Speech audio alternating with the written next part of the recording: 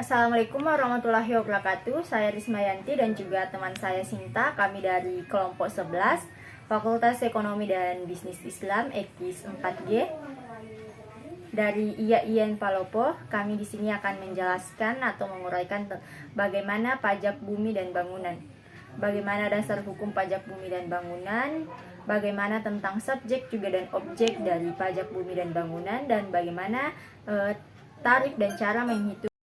Baiklah, kita masuk ke dasar hukum dari pajak bumi dan bangunan. Pajak bumi dan bangunan adalah pajak yang dikenakan atas objek pajak bumi dan bangunan yang pengenaannya diatur berdasarkan Undang-Undang Nomor 12 Tahun 1985 sebagaimana telah diubah terakhir ini dengan Undang-Undang Nomor 12 Tahun 1994 tentang pajak bumi dan bangunan.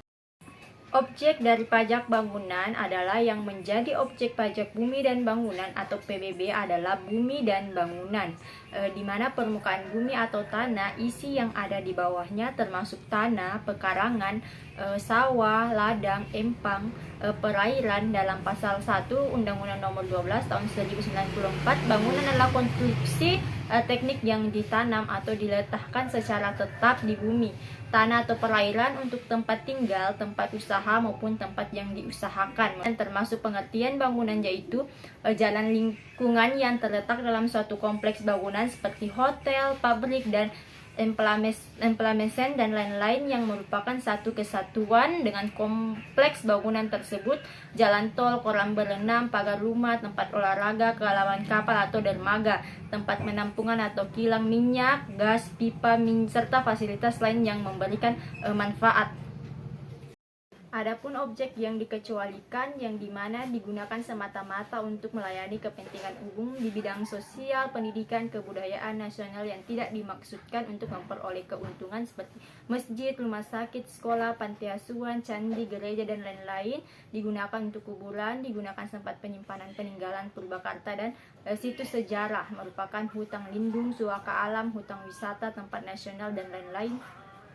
Adapun subjek dari PBB adalah orang atau badan yang secara nyata mempunyai hak dan atas bumi dan memperolehkan manfaat atas bumi atau memiliki, menguasai, dan memperoleh manfaat atas bangunan.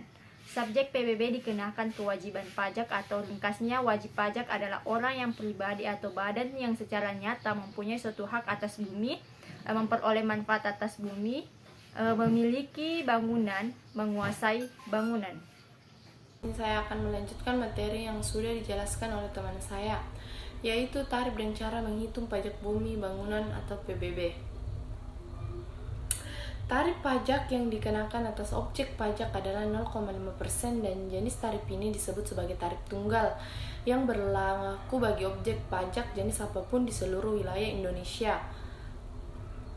Tarif efektif pajak bumi dan bangunan adalah 0,1% untuk objek yang nilai jual objek pajak kurang dari 1 miliar dan 0,2% untuk objek yang nilai jual objek pajak sama di atas. Dasar perhitungan pajak bumi dan bangunan. Dasar perhitungan bumi dan bangunan adalah nilai jual kena pajak.